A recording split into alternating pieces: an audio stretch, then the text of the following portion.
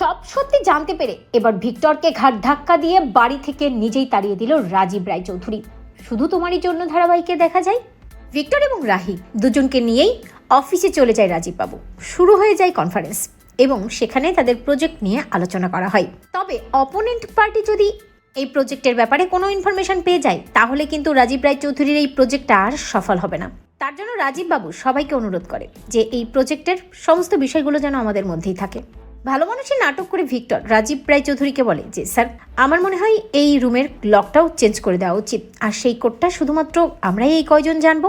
ভিক্টরের কথা রাজীব রায়চৌধুরীর খুব ভালো লাগে, কিন্তু ভিক্টর যে অন্য উদ্দেশ্যে কথাটা বলতে পারে তা বুঝতে পেরে রাহি রাজীব বাবুকে বলে, বাবা আমার মনে হয় এই রুমের লকটা চেঞ্জ করা উচিত, তবে শুধুমাত্র সেই কোডটা আপনি জানবেন, অন্য কেউ নন। কিন্তু রাজীব বাবু রাহিকে বলে যে রাহিমা, আমি তোর কথা বুঝতে পেরেছি, কিন্তু আমার অবর্তমানে এই সব কিছু তো তোদেরকেই দেখাশোনা করতে হবে, তাই না?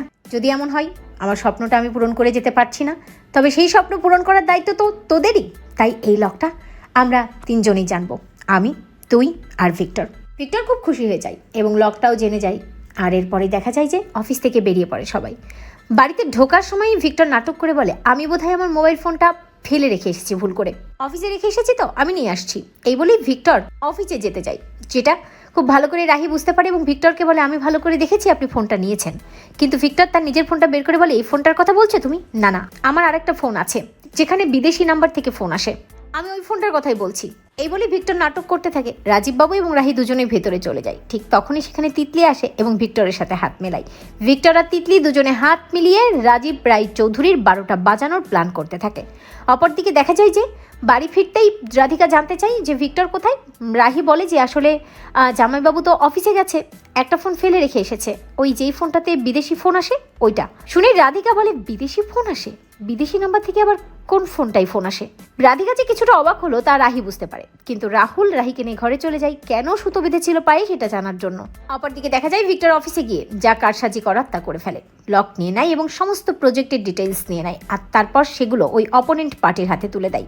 এরপরেই পরদিন সকালবেলা রাজীব বাবু যখন অফিসে যায় তখন দেখতে পায় তার সমস্ত প্রজেক্ট নষ্ট হয়ে গেছে এবং কেউ তার ডিটেইলস চুরি করে নিয়েছে। আর এটা কে করেছে সেটা রাজীব বাবু চিৎকার চেঁচামেচি করে জানতে চাই, কিন্তু এই বিষয়ে শুধুমাত্র তো ভিক্টর এবং রাহি জানতো। ভিক্টর মনে মনে ভাবে, খেলা তো একটু পরেই ঘুরে যাবে রাহি ম্যাডাম, আপনি কি করবেন তখন? অপোনেন্ট পার্টির থেকে খবর নিয়ে জানা যায় আসলে রাহি এই কাজটা করেছে। তারা রাহির নামটা বলে। রাজীব রায়চৌধুরী সহ সবাই মিলে রাহিকে পুলিশে দিয়ে দেয়। কেউ রাহির কথা কোনোভাবেই বিশ্বাস করে না, কিন্তু রাহুল বিশ্বাস করে। আর রাহুল এই বিষয়ে তদন্ত করার জন্য ওই অপোনেন্ট পার্টির মুখোমুখি হয়, আর সেখানে গিয়ে রাহুল খুব ভালো করেই জানতে পারে কাজটা আসলে রাহি নয়, ভিক্টর করেছে।